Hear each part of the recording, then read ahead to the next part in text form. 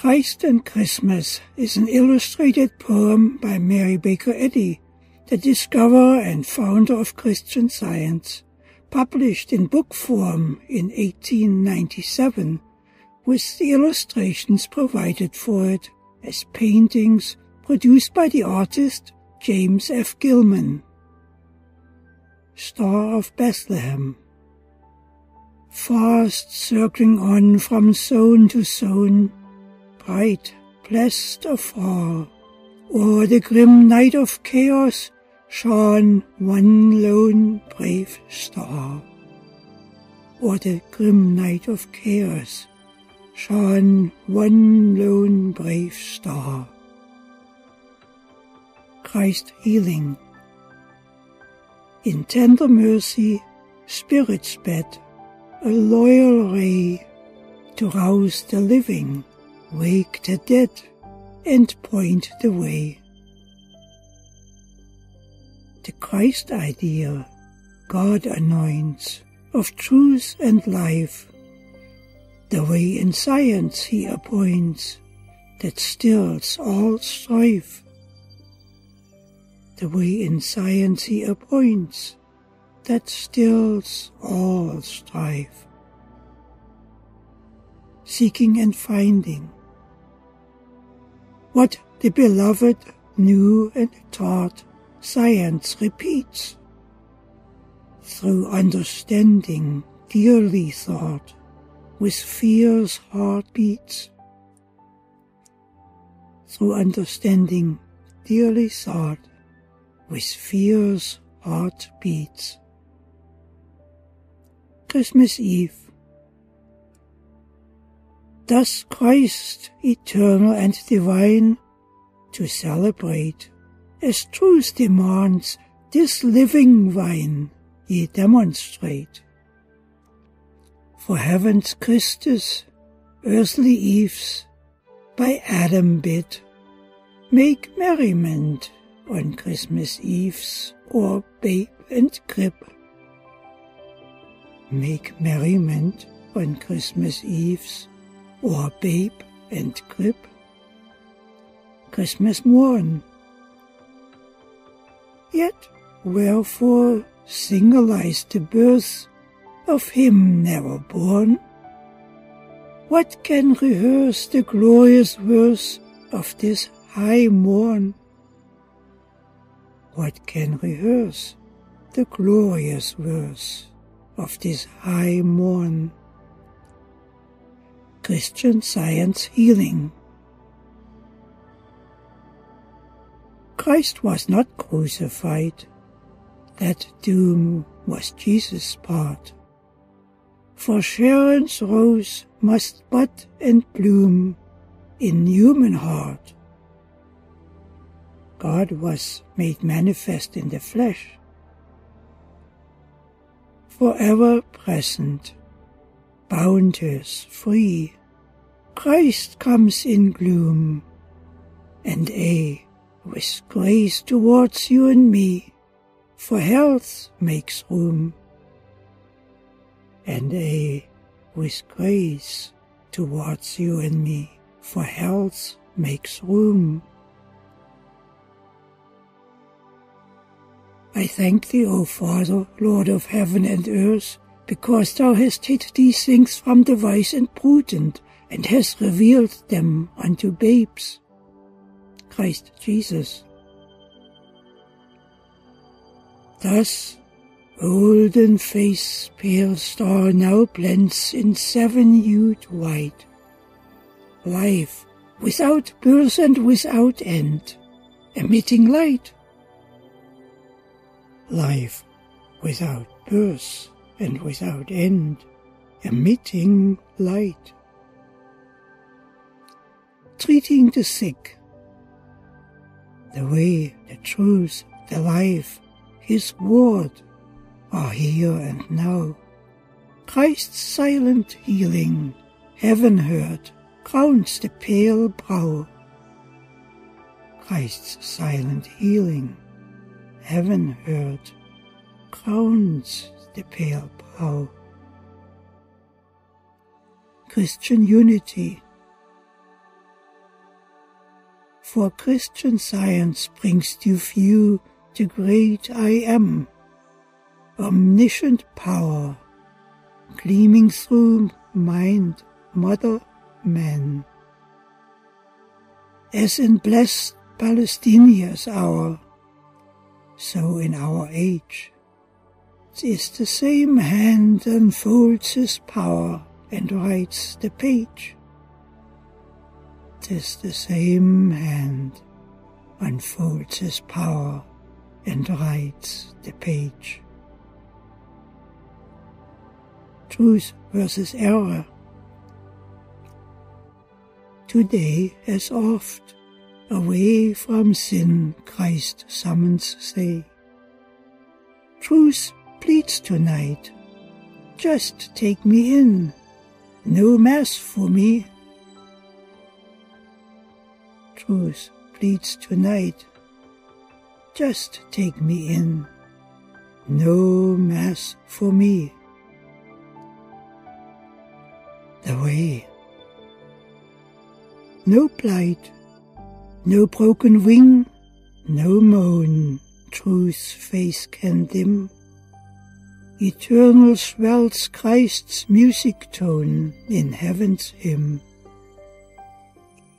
Eternal swells Christ's music tone in heaven's hymn. The morning star. And he that overcometh, and keepeth my works unto the end, to him will I give power over the nations, and I will give him the morning star, Christ Jesus. And I will give him the morning star. The seven-pointed star is the morning star. What is so special about Mary Baker Eddy's rendering of it on the book cover of her illustrated poem? What does the seven-pointed shape represent? The seven-pointed shape is significant in many ways. It can be regarded to represent the spiritual spectrum, just as the white sunlight breaks down into 7 bands of color that are called the primary colors, which together constitute white light. That the white sunlight is a composite of 7 colors is visible in the rainbows, or when prisms are used to disperse the light. Bands of color appear that are recognized as the 7 primary colors of white. The colors are red, orange, yellow, green, blue, indigo, violet. Each color is specific, but together they blend into white, which all the colors contribute to. Our 7-day week may have been derived in very early times from the recognition of these basic primary colors in the rainbow. Mary Baker Eddy applied the 7-part spectrum to God. She created a spectrum of 7 synonyms, terms to define the composite nature of God. She defined God as principle, mind, soul, spirit, life, truth, and love. The creation allegory in the opening pages of the Bible presents a 7-day progression of the unfolding of the universe, as it was a progression from principle to love. If one applies Mary Baker Eddy's composite spectrum of God to the ancient 7-part unfolding of the creation allegory, an interesting correlation comes to light. In this context, the 7-part spectrum of God represents the highest spiritual names that one can perceive for the divine nature, which, of course, is reflected in all creation and continues to unfold forevermore. In this exploratory process, a large array of concepts become attached to the concept of God, reflected in man and the universe. On this note, Mary Baker Eddy expands the symbolism of the morning star, representing the composite of God still further. She surrounds it with 56 rays of light. The number of rays is symbolic too, in a number of different ways, with some concepts going way back in time. One concept is reflected in the ancient monument Stonehenge. Within the grounds of the monument, near the outer edge of its enclosed area, a circle of 56 pits has been found, each about a meter in diameter. They are believed to have seated a ring of large wooden poles. The pits are known as the Arbery holes, named after John Arbery, the 17th century antiquarian, who is thought to have first identified them.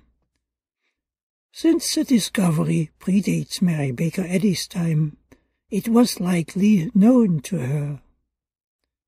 It is highly likely that the number of these pits dug was not an arbitrary number selected by the ancient builders. What the builders have created had likely appeared in the ancient skies as a large-scale astrophysical phenomenon.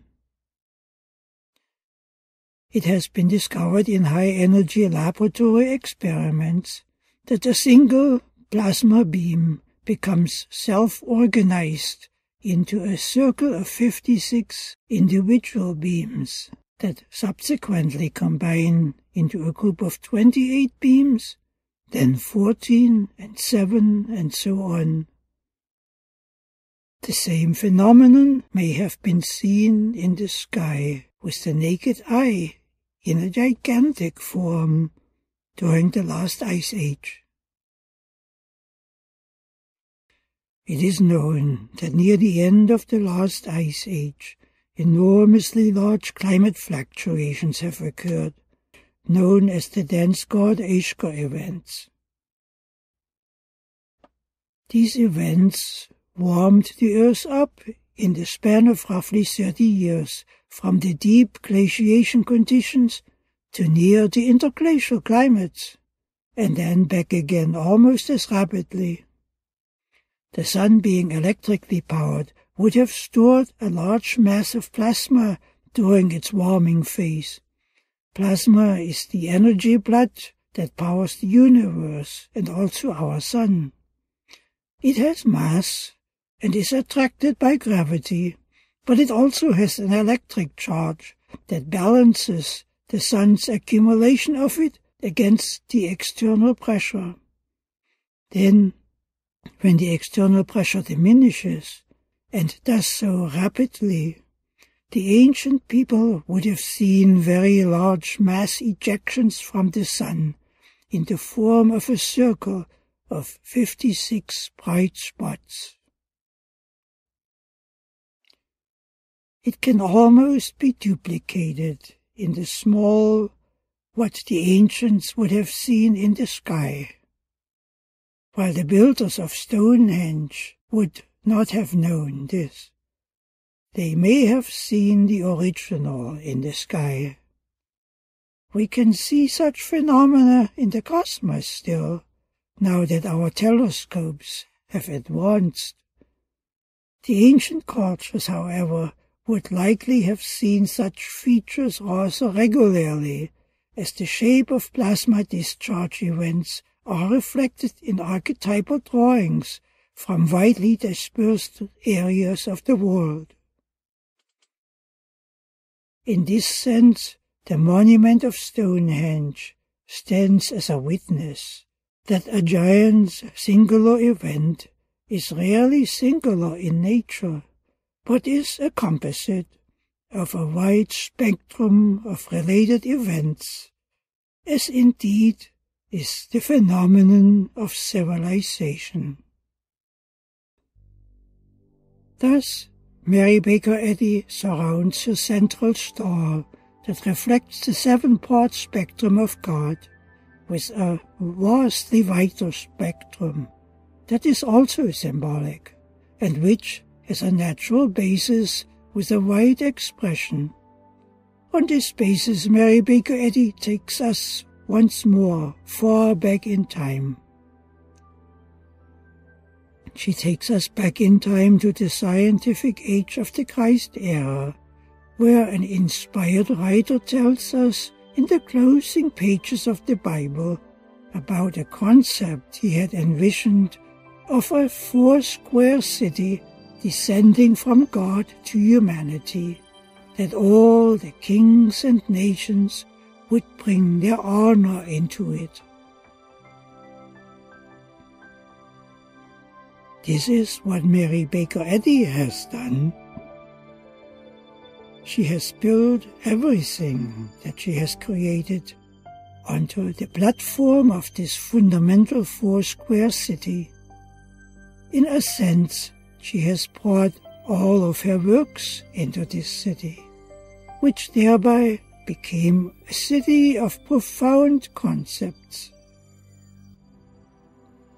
For this reason, all of her works are created in 16 parts, or multiples thereof, including the 16 verses of Christ and Christmas and their illustrations. In some cases, the illustrations are divided into 2 halves, where 2 verses are attached. A foursquare matrix can be seen in different ways.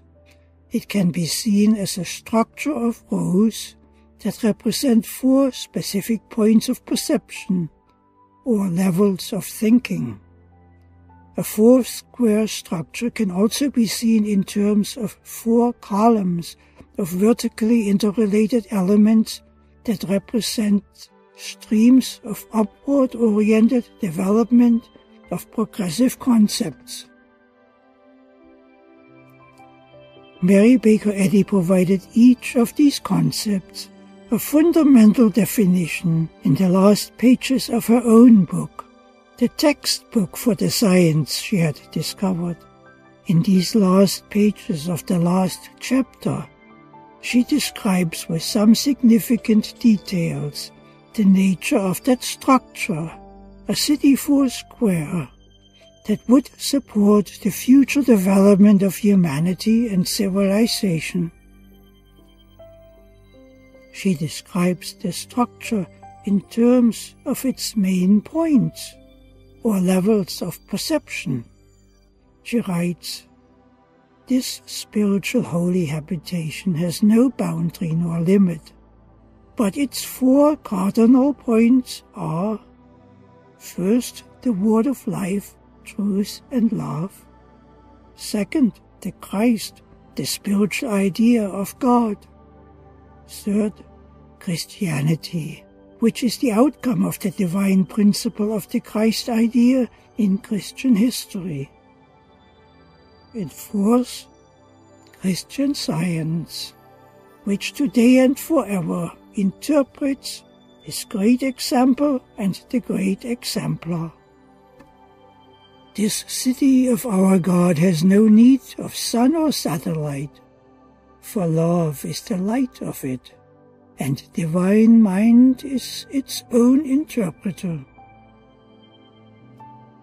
If one looks closely at this little scene from the 4th painting, one notes a tablet in the woman's lap, which is divided both horizontally and vertically. With this division taken into account, it makes sense that Christian Science should be located at the lowest level.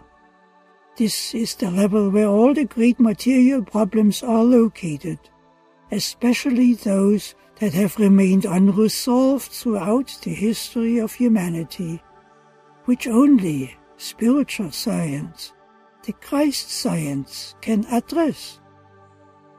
Vertically, I have labeled the 2 halves, temple and church, with temple relating to our inner development, and church relating to our outer development as society.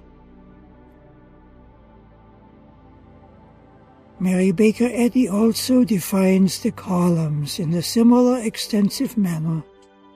In addition, she also gives the 4 columns the names of the 4 rivers mentioned in the early pages of the Bible.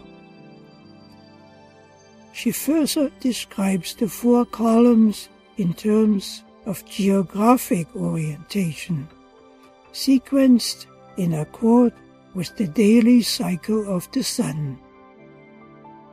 She writes, "Northward its gates open to the North Star, the Word, the polar magnet of revelation. Eastward, to the star seen by the wise men of the Orient, who followed it to the manger of Jesus. Southward, to the genial tropics, with the Southern Cross in the skies, the cross of Calvary, which binds human society into solemn union. Westward, to the grand realization of the golden shore of love and the peaceful sea of harmony." Her definitions for the foursquare structure is unequaled in the world, though the foursquare concept itself is not. The foursquare concept is fully incorporated in the design of the garden of the Taj Mahal in India, which may have been built in the 11th and 12th century. The difference is that Mary Baker Eddy's foursquare structure has no direct physical representation. It exists only as a city of interconnected spiritual concepts and ideas. When this is taken into account, there exists a slight correlation for the center of the structure. In the garden of the Taj Mahal, the center is a large raised pool called the Pool of Abundance. In Mary Baker Eddy's structure, it exists purely as an idea that is the composite of truth, soul, and love. The Taj Mahal's central pool is a big thing that dominates the entire garden. In comparison, the central concept of Mary Baker Eddy's structure is so kept out of sight that it is deemed not to exist, though it becomes monumental once it is discovered. This comparison is essentially true about Mary Baker Eddy's entire foursquare structure. While the Taj Mahal is universally known around the world and has become a tourist attraction, Mary Baker Eddy's spiritual structure, which is of far greater complexity and significance, is largely not even known to exist. And this should be so, because the most profound is spiritual, and not recognized until its significance can be understood. So it will never be a tourist attraction. While Mary Baker Eddy's external achievements are known, it remains largely unknown what they are built on and are a part of, and how they all relate to it. Mary Baker Eddy created her works as 3 types of structures. They are either development-oriented structures, or platform structures, or a combination of both. The developmental structures all begin at the lowest point in the first column and sequence upwards, column by column, ending at the highest point in the last column. The platform structures begin at the highest point and sequence backwards and downwards, level by level, across the lower concepts, ending at the lowest element in the first column. However, relating the Bible topics causes a bit of a problem because a year has 52 weeks. Such a structure doesn't seem to fit. Mary Baker Eddy solved the puzzle by creating a set of 26 topics that are repeated semi-annually. And since 26 elements are still impossible to relate to a 16-element structure, Mary Baker Eddy solved this additional puzzle by creating a third structure of 24 elements, 2 of which incorporate dual concepts. This structure is the textbook chapter Recapitulation, which contains questions and answers, 2 of which are dual questions, for a total of 26 concepts.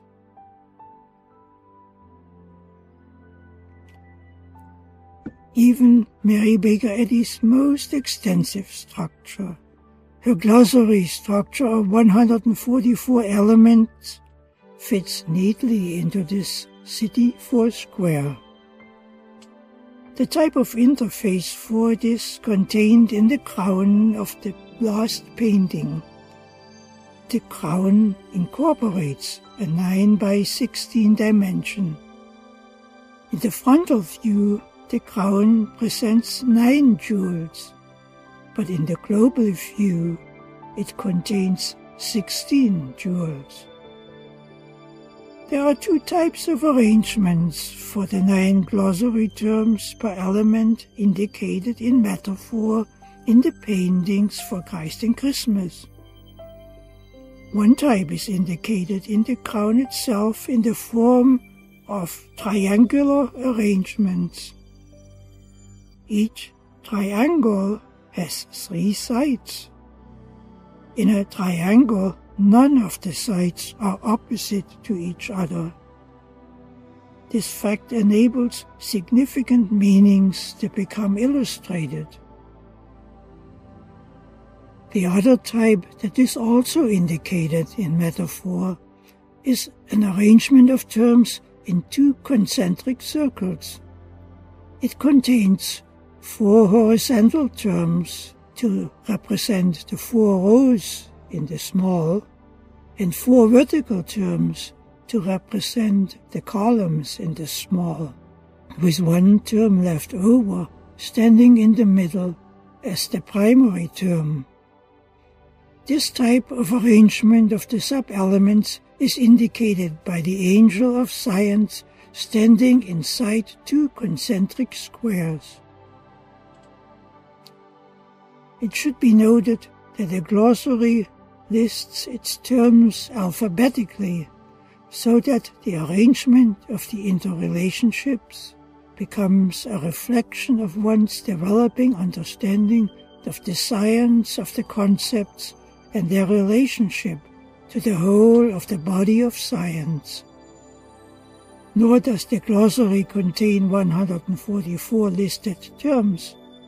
It contains fewer, but it also contains 5 different types of dual definitions that bring the total number up to 144.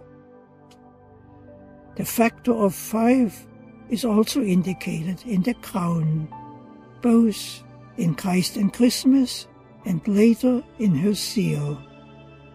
It is as if she was saying that if you don't recognize what the factor 5 represents, you do not recognize the glossary correctly, and so you cannot recognize its dynamic functioning.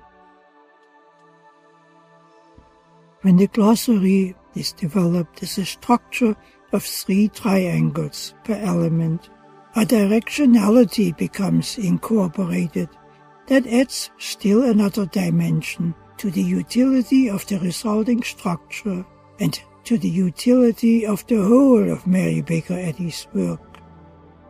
This is also so because nothing that she has created stands isolated by itself. Everything that she has created has been brought by her into the city's foursquare that now serves as a universal platform for scientific and spiritual development, by which all parts, not just the glossary elements, become interrelated. The scientific significance of Mary Baker Eddy, bringing all of her works into the foursquare city, is that all of her works become thereby functionally connected into a single whole, element by element, since they are by design constituents of that single larger city. This interlaced interrelationship dramatically expands the scientific dimension of the spiritual city. This means that every verse of Christ in Christmas and its associated scene pertains to the corresponding element of every one of her works in the foursquare city.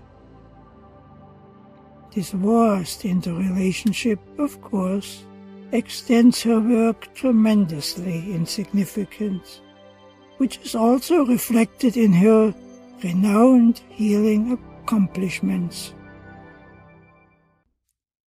Because very little of Mary Baker Eddy's accomplishments is known to exist for reasons of the still underdeveloped scientific sense in society, one of her greatest healing contributions for civilization as a whole remains almost totally dormant.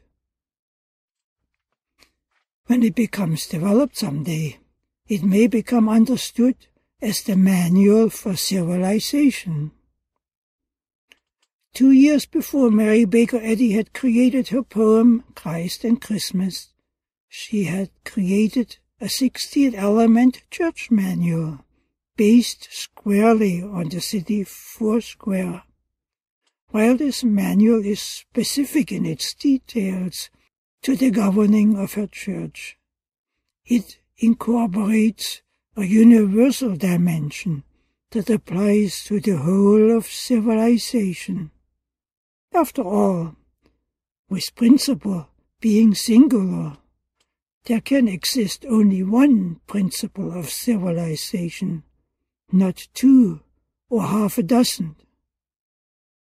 And this single principle is, of course, universally applicable. It sets up a platform for a manual for civilization, for which the principles of her church manual can serve as a foundation. It provides a framework for healing and for endless development.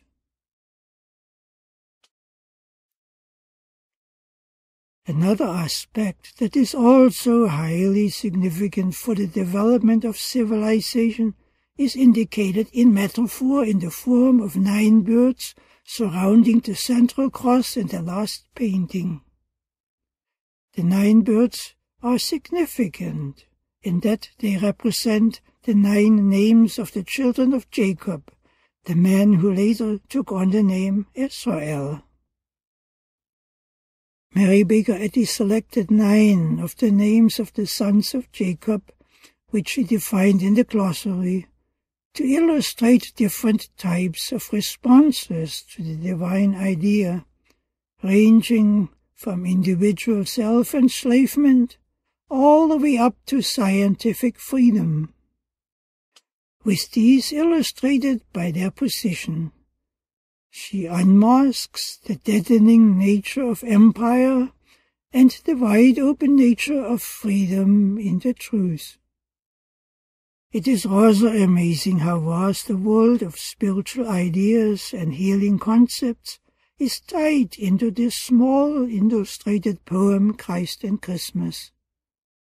Still, one shouldn't be surprised.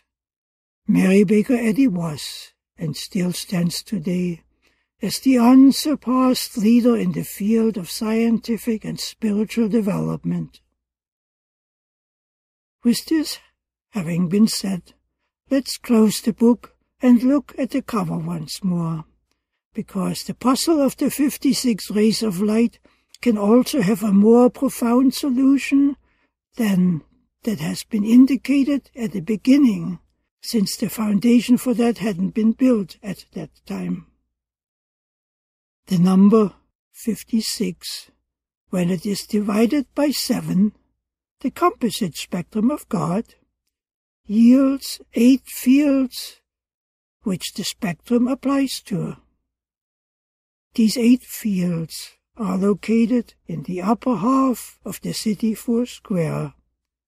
These are the divine elements and the spiritual elements of Christ's science. Here is where humanity finds its power, its substance, and its freedom. As Mary Baker Eddy had pointed out herself, farther we cannot go, higher we cannot look, and for more than this we cannot ask.